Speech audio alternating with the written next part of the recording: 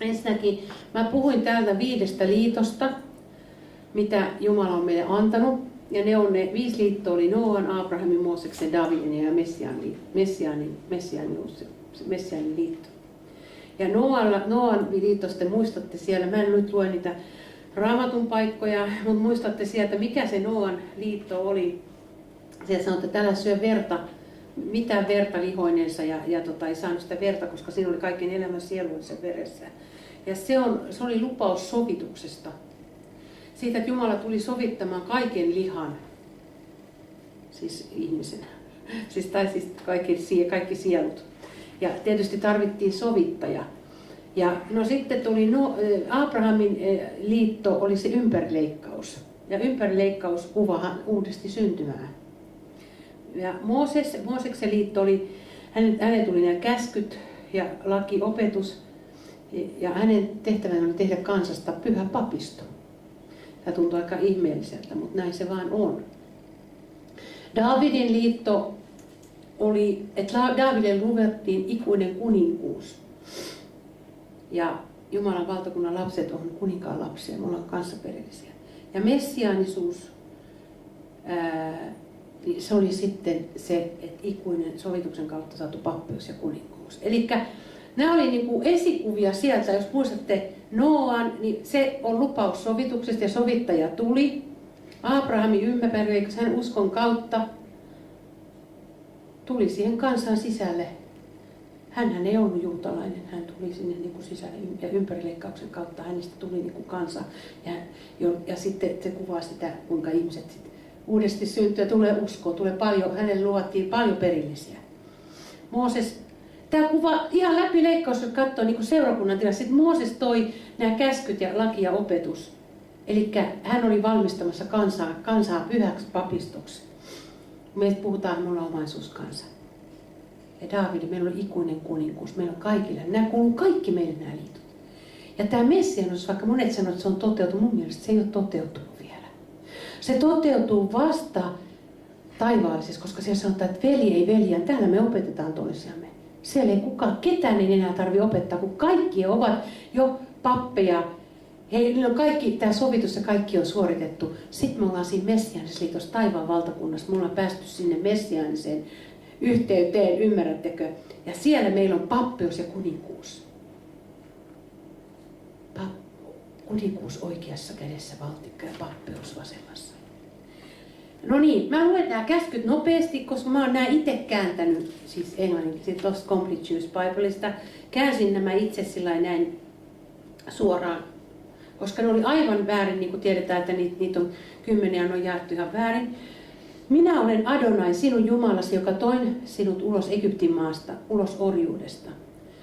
Toinen, älköön sinun olko muita jumalia minun rinnallani, älä tee itsellesi mitään kuvaa, älä niistä, jotka ovat ylhäällä taivaassa, älä niistä, jotka maan päällä, äläkä niistä, jotka veden alla. Älä kumaralla niitä, äläkä palvele niitä, sillä minä, Herra, sinun Jumalasi, olen mustasukkainen Jumala, joka rankaisen isien pahat teot lapsille 3. ja 4. polveen niille, jotka minua vihaavat. Mutta osoitan armoni tuhansille, jotka minua rakastavat ja tottelevat käskyjäni. Älä käytä turhaan tai kevyesti Herran sinun Jumalasi nimiä, sillä Adonai ei jätä rankaisematta jokaista, joka välinpitämättömästi käyttää hänen nimeään. 4. Muista sapatin päivä, Herran päivä. 6 päivää sinulla on aikaa työntekoon, mutta 7. päivä on Herran sinun Jumalasi sapatti. Silloin älä mitään työtä tee, älä sinä, älköönkä sinun poikasi ja tyttäresi, sinun palvelisi ja palvelijattelesi, älkä sinun karjasi, eikä kukaan, joka sinun porttiesi sisäpuolella on. Sillä 6. päivänä Herra teki taivaan ja maan ja meren ja kaikki mitä niissä on. Mutta 7. päivänä hän lepäsi. Tämä on se, miksi Adonai siunasi sappatin päivän ja erotti sen itsellensä. 5. Kunnioita isäsi ja äitiäsi, että eläisit kauan siinä maassa, joka Herra sinun Jumalasi sinulle antaa. 6. Älä murhaa. 7. Älä tee aviorikosta. 8. Älä varasta. 9. Älä anna valheellista todistusta lähimmäisestäsi. Ja 10. Älä kadehdi lähimmäisesi huonetta, taloa, älä kadehdi lähimmäisesi vaimoa, äläkä hänen palvelijansa palvelijaltaan härkänsä aasiansa, äläkä mitään, mikä kuuluu lähimmäisellesi. Ensimmäinen käsky, mä käyn nämä nopeasti läpi. Tämä ensimmäinen käsky, niin huomaatte, niin kuin siellä sanottiin, että minä olen Adonai sinun Jumalasi, joka toin sinut. Meidän Raamattu sanoo vein sinut, mutta siellä on toin sinut ulos Egyptin maasta, ulos orjuudesta. Käsittelee isää. Isällä oli valmiina pelastussuunnitelma, jonka hän aikojen alusta tiesi, että tulee luomaan ihmisen, jolla on elävä sielu ja joka varmasti tarvitsee sovitusta langetessaan syntiin. Hän toi ulos Egyptistä orjuudesta. Abrahamille Melkisedek toi viiniä leipää. Siinä on sama verbi tuoda. Eli tuo oikeuden kuningas toi sovituksen viinin, Jessuan veren ja leivän ja antoi oman elämänsä uhriksi. Ensimmäinen käsky kuvaa isän olemuksen kuvaa, hänen kirkkautensa säteilyä, jolla hän ilmentyy ihmiselle. Siksi se on ensimmäinen käsky.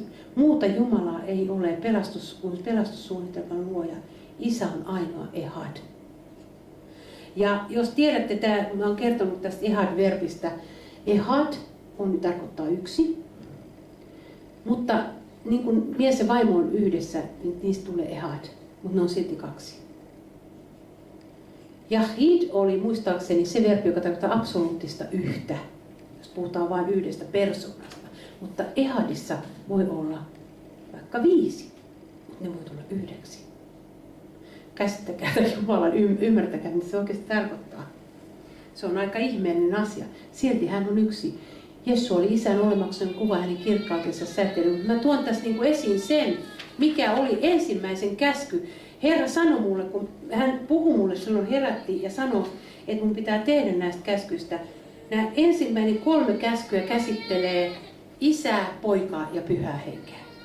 Sitten älköön sinulla olko muita jumalia minun rinnalle, älä tee itsesi mitään kuvaa niistä, jotka ylhäällä.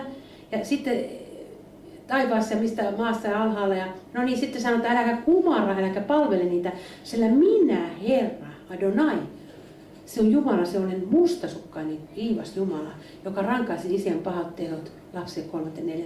polveen. Mutta osoitan armoni tuhansille, jotka rakastavat ja tottelevat minun mitsvojani, käskyjäni. Se käsittelee poikaa. Isän suunnitelma pojassa oli tuoda pelastaja maanpiiriin, koska Jumalaa kukaan ei ole nähnyt. Ihminen ei voi käsittää muuta, kun täytyy olla luotu kuva, image, siis semmoinen kuva.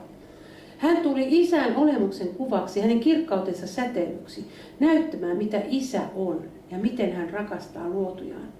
Sillä Jumala on rakkaus, poika Jeshua.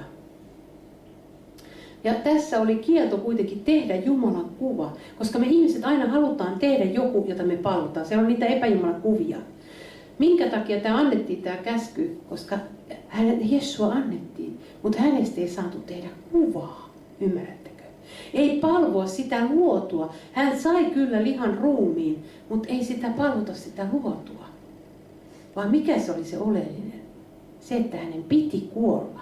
Jos Jeesus olisi tänä päivänä elossa tai Messiana ja olisi jotakin valtavaa, jos hän ei olisi ollut Messias, niin siellä hän olisi hänen hautamomenttinsa, niin kuin siellä on ollut Raakelin haudat ja Abrahamin ja kaikki nämä pyhät miehet. Kuinka paljon juutalaiset palvookaan näitä pyhiä miehiä kuulkaa. Se on ihan semmoista kuolleiden palvontaa jo. Ja se on toisen käskyn rikkomista. Herra halusi tulla, mutta hän aina sanoo, hän itsestään, että minä teen isäni tahdon. Kun te olette nähneet minut, niin te olette nähneet isän. Hän halusi säteillä sitä isän olemuksen kuvaa, hänen kirkkautensa säteilyä, ettei kukaan olisi tehnyt hänestä mitään sellaista kuvaa, jota olisi voinut palvoa. Koska hän ei tullut palvottavaksi. Hän otti orjan muodon. Nyt kun hän on isän oikealla puolella, nythän me voimme palvoa häntä. Koska me uskon kautta nähdään hänet, me ei olla me ei olla hänen lihassa, että me nähtäisiin tässä tasolla, vaan me hengessä nähdään, koska hän on hengessä siellä. Ja sitten kun täällä oli vielä, te muistatte, niin, tämä kuva, yleensä kaikki kuvat, jos me aletaan palvomaan epäjumalia tai Jumalaakin jollakin tavalla tai pyhiä miestä, se on suurinta porttoutta, mitä voi olla.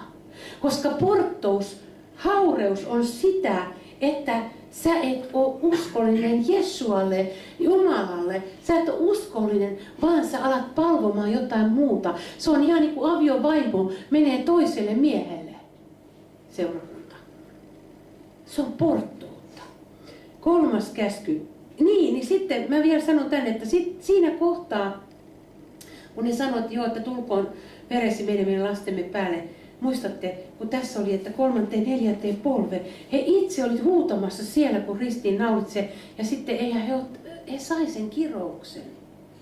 Mutta ne, jotka teki Jeesuan tahdon, ja hän sanoi, että tuhansille, huomaatteko, kuin tuhansille, hän on tuhansille, koska se pelastussuunnitelma oli tuhansille sukupolville, kaikille, jotka ottivat vastaan käskyt ja uskon Jeesua.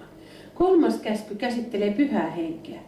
Jeesua sanoi itsestään, tästä mä vielä luen tämän 3. käskyn, että muista, älä käytä turhaan, tai oikeasti tämä on huono, kevyesti Herra sinun Jumalasi nimiä, sillä Adonai jätä rankaisematta jokaista, joka välinpitämättömästi käyttää nimeä. Mä oon tähän elämän näin pitkälle asti ajatellut, että mikä on pyhän hengen pilkka. Tiedättekö, mikä on pyhän hengen pilkka? Se on se, jos joku käyttää Jumalan nimeä turhaan. Mä en tarkoita sitä, että joku kiroilee tuolla jotain. Mutta ymmärtäkää, koska 3. käsky käsittelee pyhää henkeä, Jeesus sanoi itsestään, minä olen tie, totuus ja elämä. Tie oli pelastus, eli hän osoitti sen tien. Hän tuli lihaksi ja osoitti meille pelastuksen tien. Totuus on pyhä henki. Ja se on Jeesuan henki, joka johtaa kaikkeen totuuteen. Ja elämä on iankaikkinen, eli elämä on Jumalassa. Totuuden henki, käyttäessä Jeesua nimeä, älä käytä sitä välinpitämättömästi, kevyesti turhaan. Jos lasket tuon nimen, missä on pyhän hengen voima, muista, pyhä henki meni sinne, minne hän, Jeesua, itse aikoi mennä. Tuo voima on tuossa nimessä. Ja jos sitä käytetään väärin, se on yhtä kuin pyhän hengen pilkka. Totuuden henki on kokonansa totuus. Sitä ei voida antaa anteeksi. Ei ole enää mitään anteeksi antoa sille, sillä siinä hengessä on ainoastaan kaikki vain totta, koska se on totuuden henki. Ja ajatelkaa, siihen nimeen on laskettu JHVH-nimeen, jos sä sanot, nyt kun sä menet ja rukoilet sairaiden puolesta, että ne tulee terveeksi.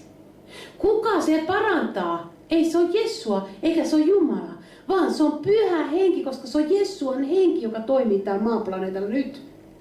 Ja siihen nimeen on laskettu se voitelu.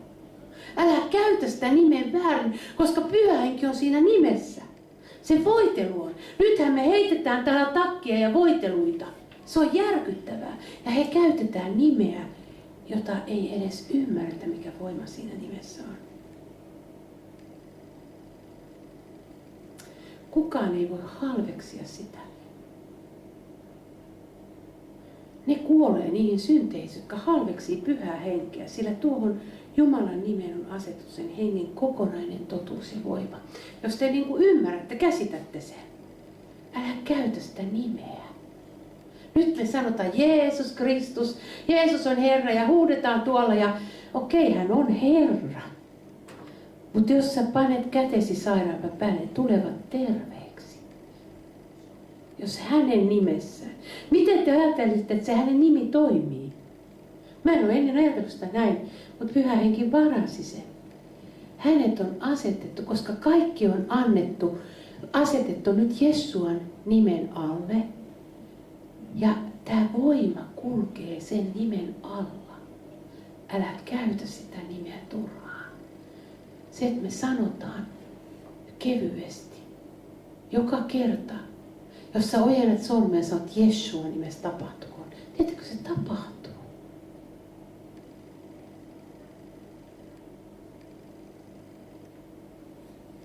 Mutta se on näin, että ehkä Jumala varjelee ne, jotka kun ei ymmärrä sitä, mutta se on tullut ymmärtämään totuuden.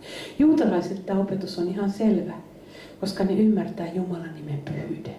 Mutta pakanan keskuudessa täällä ei ymmärretä Jeesuksen nimen pyhyyttä ollenkaan.